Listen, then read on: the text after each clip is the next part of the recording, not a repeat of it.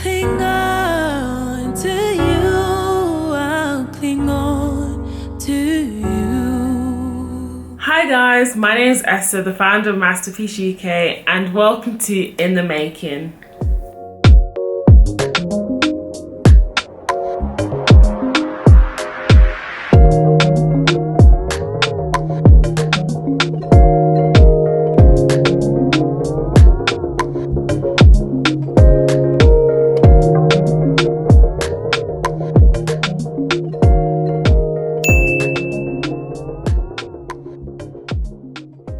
Is a series of conversations with Christian creators from various industries, and today I'm joined by Grace. So what have you been up to since our launch event in 2019? Honestly, I've just been able to get so much more involved in being able to do music. I've been able to work in different projects with different people. I've been able to do things like BVing and session singing, but most amazing of all, been able to release music of my own, which has been such an amazing journey so far. I'm still very early in my journey of artistry and music and being able to represent the faith through music, but yeah, that's really what I've been up to. It's been great, it's been fun, and just really cool to be able to do what I love in different forms and different ways. So yeah, it's been great. We are so happy to hear this, and we're so happy for you because we love that you're on this journey, and we can't wait to hear more music from you. So when did you make a start on your career, and how did you become about being an artist?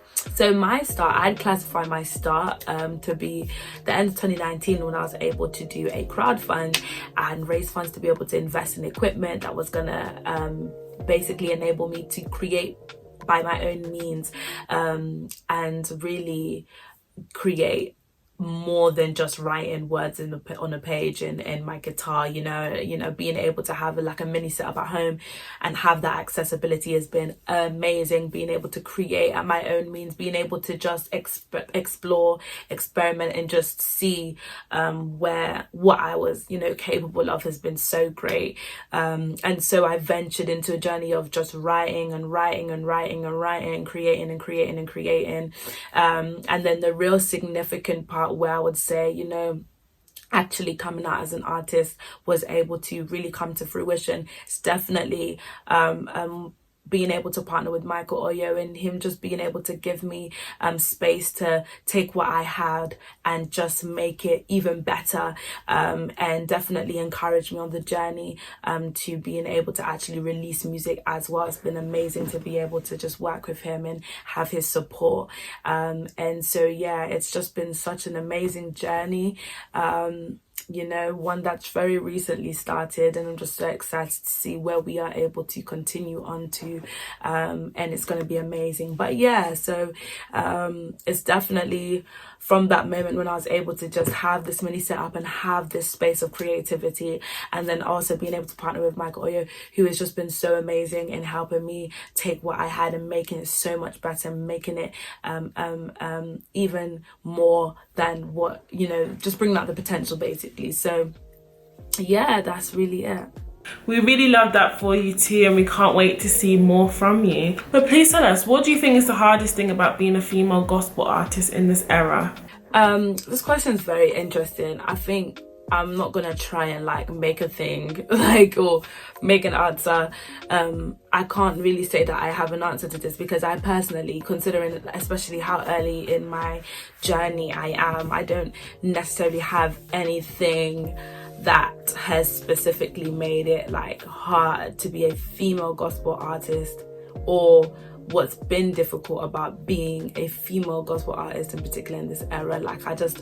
I haven't personally experienced anything that could give me an answer for this question, in the position of actually being someone who releases music. However, I'm not going to be ignorant. I definitely know that there are young women who can really attest that there have been difficulties.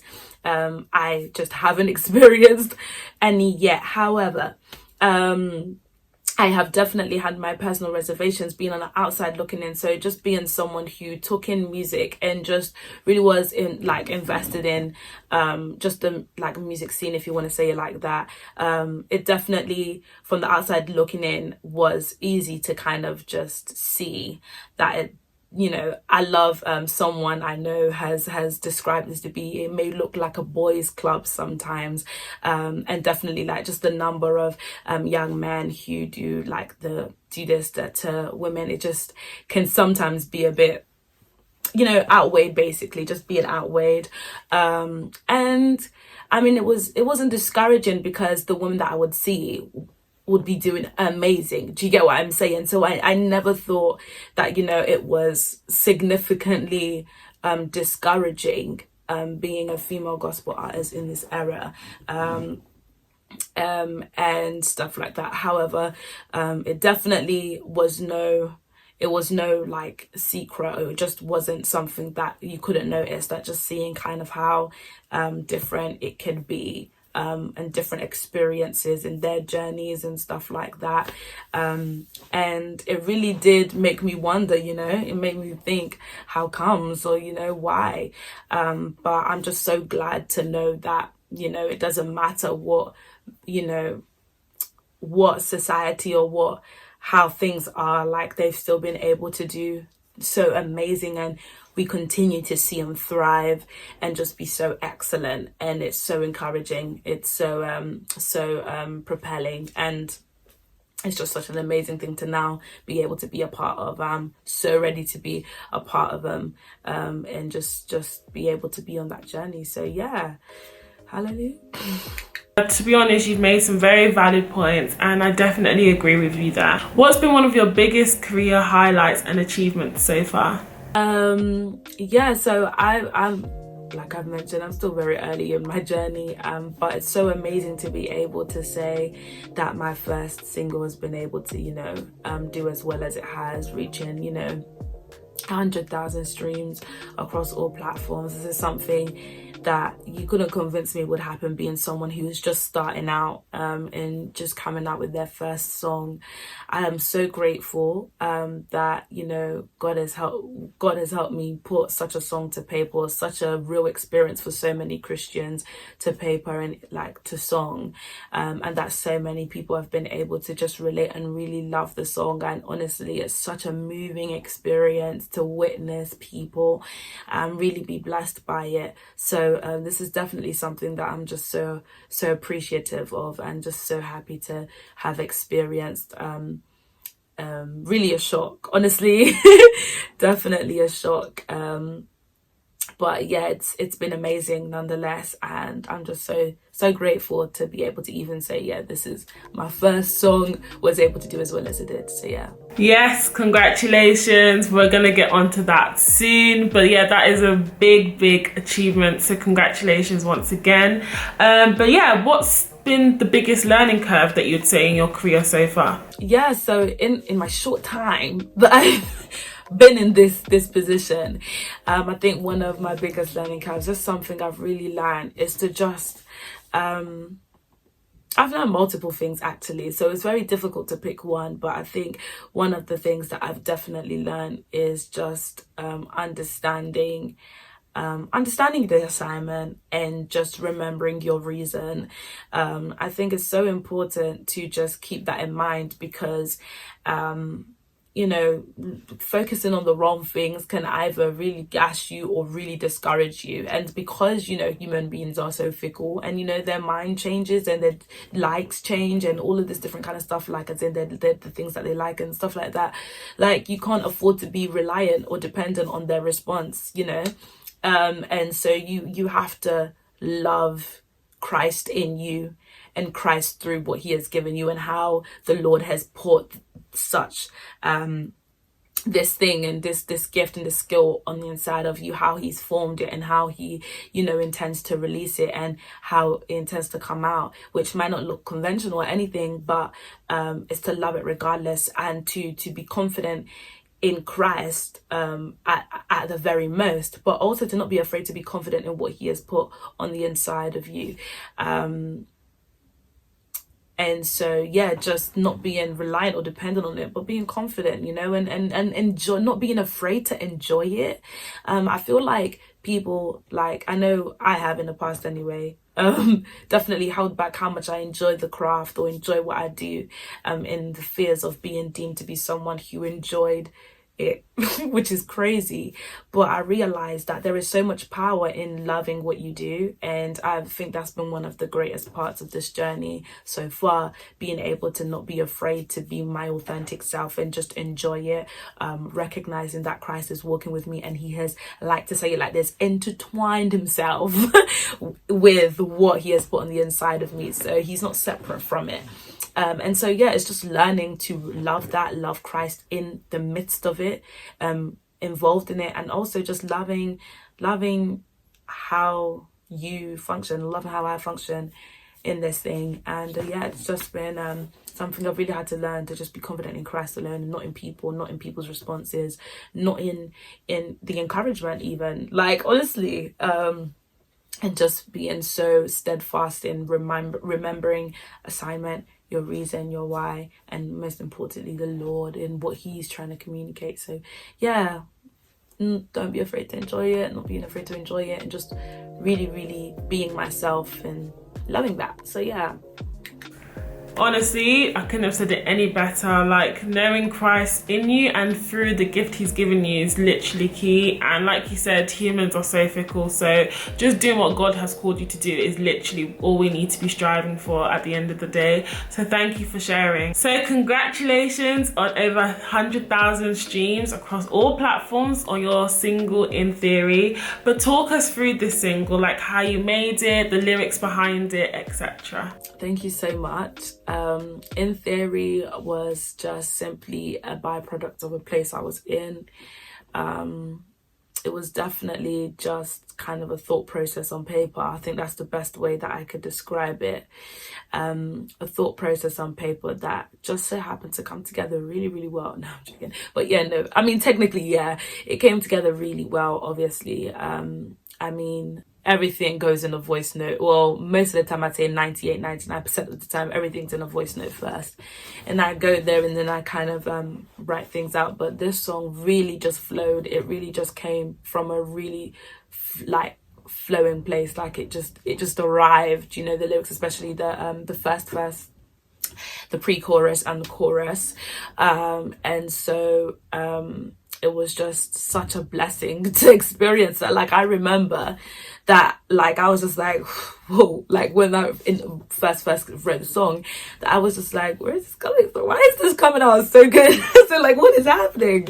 They're like, I'm used to writing, but there are some songs that are just like, whoa, like this is really coming out, like it's really coming together, like it's really you know, coming out and coming together quite well, considering, you know, it's just like up on a first creation or whatever.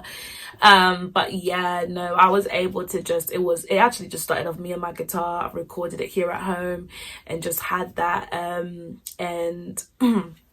even though I wrote a second verse to it and everything, like I always knew I was going to change it, because I just, the second verse I first wrote, I didn't like, do you know what I'm saying? So I always knew that I was going to change that.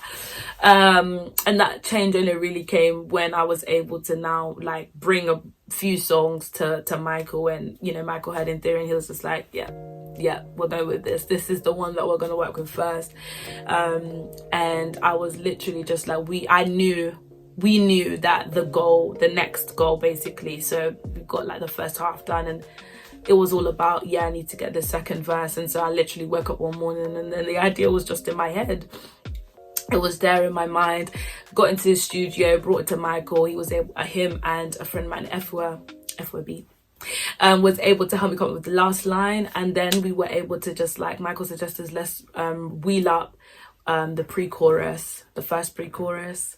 That worked out really well, because the way that the second verse was written literally made so much sense, flowing into that pre-chorus in particular. So it literally just came full circle, and it just comes to show that collaboration and us, like, you know, just allowing people to help you see things, you know, is just so, it's so rewarding, because I mean, like, obviously it's so easy as a creative to, you know your song in a particular way or whatever, but just being able to have input can make all the difference in the world. So yeah, it's just really, really amazing to be able to have such a community that could help me have in theory come together the way that it did.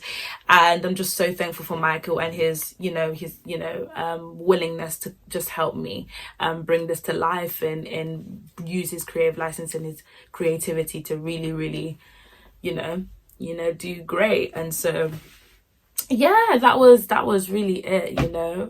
And the artwork, honestly, it's so funny because the artwork, like, I just always knew that I wanted something coming out of like the mind, basically. Like I said, it has to show the mind, this whole thing of come to life, come to life, come to life. Like, that's like the cocoa of the song, basically. And so I remember that, I sat down to, come up with an idea. And I began like searching on Google Images. So I initially Google imaged, I don't even know if that makes sense, basically, the mind, and a lot of like diagrams, all that different kind of stuff. Nothing that was really basically, yeah, I don't know how to explain it, but it just weren't cutting it. And then I can't even remember how I got to this. Like I can't remember how I got to this. Maybe I googled a trail of color, path of color, or something like that. But basically I came across a picture of a baby elephant sitting down, and out of its trunk was coming like a trail of color. So I was just like, hello. I really like that, what's going on? And so I typed out the concept of basically I just want to show the mind, and then basically like a trail of color coming out of the mind, basically. And I told Michael was able to help me get in contact with a graphic designer, presented the concept, and he came back with that. And he came back with 2 ideas, and I saw the one that it is, the artwork that it is, and I was like, that's it right there. Okay. And so I was able to have a Zoom call, talk with him, and we were able to, toggle a few things here and there. And it is what you guys know it as now. So it is just so amazing. It's one thing to be able to come up with these things. It's another thing to be able to have someone to execute it really well. So, yeah, definitely just such a blessing, to be able to have someone that was able to really bring it to life. As you can see, like, there's really a bunch of people here that were bringing things to life here, so hallelujah. But yeah, so yeah, that's in theory. Basically, it's just so cool, so awesome.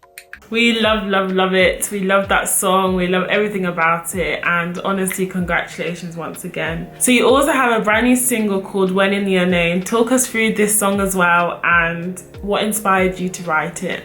When in the Unknown. When in the Unknown has a special place in my heart. When in the Unknown was written when, basically, so as I mentioned earlier, I ventured into a journey of being able to create my music at home. And that was like end of 2019. And so basically I had the stretch of 2020 to do this, and that's what I really spent my time doing. And especially because by March we were really entering into lockdown, so I had even more time to be at home and just go ham. However, it was probably the most difficult stretch of time that I've ever traveled through. And I mean specifically like creating at home and stuff. It was a new adventure, it was something I'd never done before. So it definitely was something that was a challenge, having to learn the ropes and all of that different kind of stuff. But I think one thing that definitely was a test was just the resilience to bounce back. There's so much that happened. I kept losing songs, especially there was one song I had to do it like 4 times. Like the first time was before I had any equipment on my phone on GarageBand, when that was all I had. And then the second time was when I did get equipment, because obviously the quality was bad just doing it on GarageBand with the microphone on AirPods, like the microphone part. So I had to do that again, and then I can't remember what happened, but I just lost it, and then I had to do it again. And then that version, when I saved it, it literally disappeared, like as in the title was there, but there was no project. So like, I was just like, so I've lost everything. And then I had to do it again. And then the tragic incident, if you know, you know, I was weeping on my Instagram. Basically, I lost all of my work on my hard drive. Basically, my hard drive died, basically. So I lost all of my songs, every single song I had created between November, the time that I got all my stuff, and when did this happen? I think June, July, August, around that period, basically the summer. I lost everything. So that was a really, really, really big knock. A very, very, very difficult time. And I just remember I was being shown so much compassion. There were so many like musical people that were reaching out to me and really encouraging me and telling me their stories, like, you know, they losing, you know, work, how, you know, how it could really affect and all of that stuff. And it was so encouraging, but it was still so difficult to go through that time. And I just remember that for months I really struggled to create. I struggled to get back into the flow of things because I just thought I was so overwhelmed. I didn't know, should I start all over again with all my old songs? Should I start on new stuff? Like, I don't know. I didn't even have the energy. I didn't have the motivation. I just was out of it. I genuinely accepted in my mind I quit. The intention was to release music in 2020, and it was literally basically we were entering into the last stretch of the year, so like September to December. I said, I've just lost every single thing. I'm just not sure what the heck is going on. So I was really like just really in a really difficult place as a creative. And so it basically got to a point where after a while I was able to kind of get the courage to try and start again. And When in the Unknown was the song that was like birthed from that place where I just was in question about a lot of things. I didn't know if music was gonna, you know, get back on its feet, if it was going to happen in that 2020, if it was going to happen at all. And not even just music, there's so many different areas of my life, you know, there was just so many question marks. And that's the place that I was in, and that was the place where When in the Unknown was written from. Also, you could imagine that my faith was definitely like, you know, I found it very difficult to communicate with God. I was very speechless, like I had no words. And so prayer was always kind of a difficult thing to navigate through. And so again, that was kind of just that was displayed in the song When in the Unknown, just like, I don't actually always know what to say. I don't, you know, actually always have something to say because I generally don't know what the heck is going on.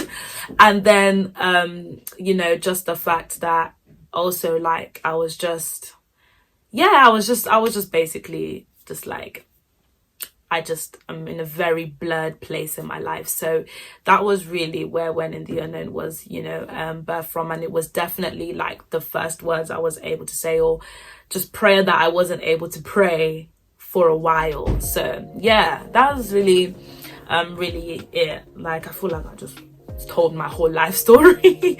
Sorry. Wow. Thank you so much for sharing, and we're so sorry about what happened to you. But honestly, 2020 was just that year, and you're not alone in thinking or saying that you found it hard to pray, you found it hard to even know what was happening with your life. Like, it was just such an uncertain year, and like even now, like there is still a few question marks, but I'm so happy and proud of you for keeping on going, for persevering, because now look, 100,000 streams and 2 new singles, so that's so good. Keep it going, girl. What advice would you give to anybody aspiring to be in this industry? I think definitely you have to be willing to do more than you would usually. For me, my doing more was like, you know, going out, doing the crowdfund, raising funds to get equipment, to be intentional about actually bringing songs to life, basically, and bringing songs to be more than just words on a page of my guitar and voice notes on my phone. That which I wouldn't have done, if not for someone that I really appreciate, Happy Music, who really pushed me to do that, because he knew that I really wanted to create music. didn't have the means, you know. And he really encouraged the narrative of being able to do things yourself. It will always be a perk that I have the skill to be at home and create music. Do you know what I'm saying? Like, it will always be a perk. Like, even if I lose access, like for example in the lockdown, like studios, everything was closed, but I had my home. Do you know what I'm saying? I had my setup here, and that was just such a blessing to have. And that really stretched my creating capacity. But I definitely would encourage that, you know, go and do whatever you need to do to be able to do what you love. And don't be afraid to be your authentic self. Like, anyone that knows me or engages in conversation about music with me will know that this is something I'm very passionate about. Whether it's like your particular writing style, your sound, whatever it is, don't be afraid to be that, and be that confidently. I think it's very important that we understand that the conventional is there because we love the conventional, we need the conventional. I believe there is a function for every form that Christian music or music can take up, especially within the Christian sphere. We love our praise and worship music. We love, our worship music, our music that, is, for the times of prayer and all that stuff. But if you know that you're not necessarily someone that falls into that category or does that, don't be afraid. Yeah, I'm saying, like, don't be afraid to be the sound that you are, and to present the creativity that you have and that is on the inside of you. I even hate the fact that there were just categories and labels and stuff like that. Do you know what I'm saying? Like, you're reflecting and representing the faith, the truth, the gospel of Jesus Christ. Whatever way that comes out, be confident with it and have fun with it. People will take to you. There is always going to be a people that will take to what you have to give. And you always have the assignment, fulfilled when you are your authentic self. And just honestly, just consistency, is something that I'm still learning, but I've seen the difference, consistency has made in my life. Be consistent, be concise, even just consistent with yourself. Do you know what I'm saying? You owe it to yourself to be consistent in your efforts to grow. Practice your craft, hone your skills, don't be idle. Do you know what I'm saying? Be intentional every single day to be better, and prepare yourself to continue that way as you get into the field and as you come in. Don't be afraid to ask for help. Don't be afraid to ask for wisdom. I always understand that everybody's wisdom and advice comes from their personal experience, and some things obviously are practical facts, but a lot of the time what they would have to advise is anecdotal from the experience, and I take it with a pinch of salt, just because I also have the respect and the understanding that everyone's journey is different, but that in no way means that you cannot benefit from the honest, transparent anecdotes and wisdom that people that have gone ahead of you have to give. Just don't be afraid to ask for help when you need it. Don't be afraid to ask for advice, and don't be offended or upset if you don't get it. Just keep going, don't be discouraged, keep going, and keep being you, and just be amazing, man. Be excellent. Let excellence just run through everything that you do, and love it. Enjoy yourself. Don't be afraid to enjoy your gift, your skill, your craft. Enjoy it with the Lord. Do you get what I'm saying? So yeah, that's what I'd say. I hope again that that makes sense. This is great advice, so thank you for sharing. So what can we see from Grace next? Just more music. More music and just more enjoyment. That is the plan, that is the goal, and by the grace of God we will get there. But I just can't wait to continue sharing with you guys what God has to give, and what myself, Michael, we just have to work on and to share with you guys. So yeah, hopefully, do you know what, I'm not even going to say what I was about to say, because I ain't trying to go there, but yeah, no, definitely just more music, and just more enjoyment of music, and yeah, it's gonna be awesome. It's gonna be really awesome. awesome remainder of the year, if that makes sense, by God's good grace. So yeah. Oh, thank you so much, Grace, and thank you so much for joining us on today's episode of In the Making. We can't wait to see more from you.